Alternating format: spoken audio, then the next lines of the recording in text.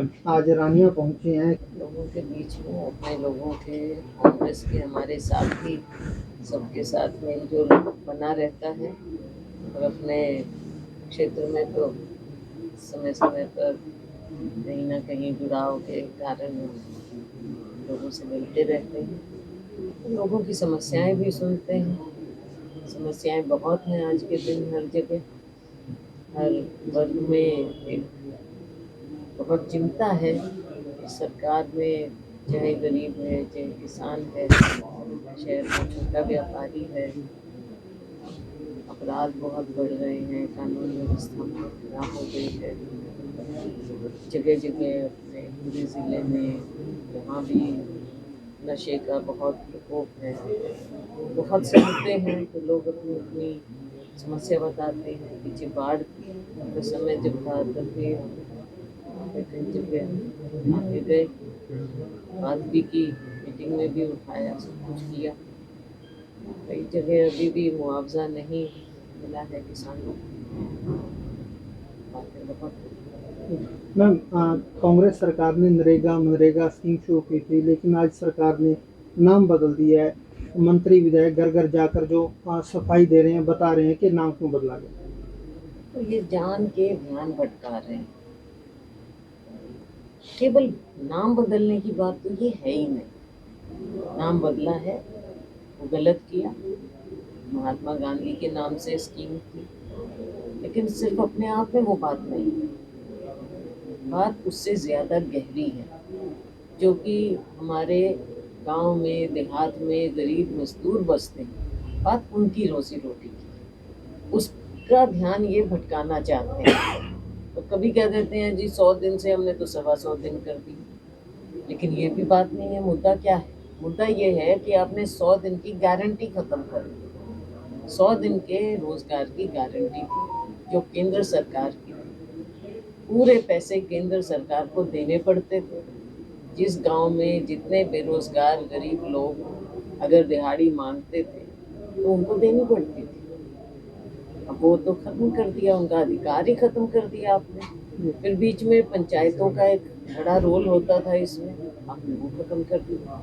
कामकाज होता था गांव में, कई चीजें काम किए जाते थे, इन मजदूरों के द्वारा किए जाते। आपने देखा बाढ़ में भी मनरेगा मजदूरों ने कितना काम किया। तो असली मुद्दे तो वो हैं। फंडिंग आपने खत्म कर दी, सारा खत्म कर दिया आपने। उसका सारा प्रारूप ऐसा बदल दिया कि दिल्ली की केंद्र सरकार की एक और स्कीम बनकर रह गई है ये। और जो लोगों का अधिकार था और गारंटी थी, वो कहीं अब नजर ही नहीं आ रही। उसको आपने खत्म कर दिया। मैडम, कांग्रेस ने वोट चोरी अभियान को जोर दिया, लेकिन कहीं न कहीं बीजेपी इससे पल्ला झाड़ रही है, तो डिप्टी स्पीकर कह सच्चाई रहे क्या हैं है? कि वोट चोरी नहीं, भाजपा जो दिलों की चोरी करती है। हाँ, ये इनकी आदत है कि हर चीज़ को स्लोगन सा बनाना, लोगों को ऐसे दिखावा करना। तो भाजपा तो एक दिखावे की सरकार है ना, दिखावे की पार्टी है। हर चीज़ में इन्होंने दिखावा किया है। तो इस तरह की बातें ही हैं इनके पास। काम नीचे ज़मीन पर कोई ठोस कार्य इन्होंने दिखाया। मैम, पश्चिम बंगाल के जो हालात बने हुए, विधायकों की गिरफ्तारी हो रही है, किस तरह की। पश्चिम बंगाल में स्थिति केंद्र सरकार ने बहुत ज़्यादा गंभीर कर दी।